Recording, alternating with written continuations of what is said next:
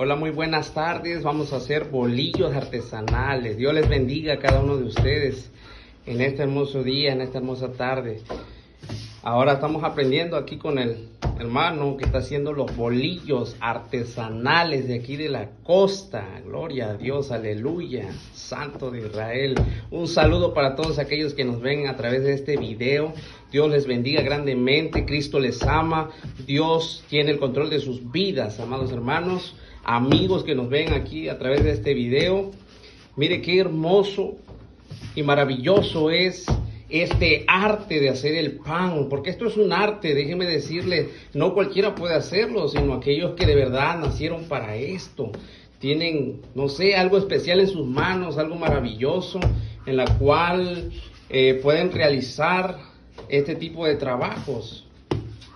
Pues me dio mucho gusto saludarlos, que tengan muy buenas tardes, Dios les bendiga, hasta luego.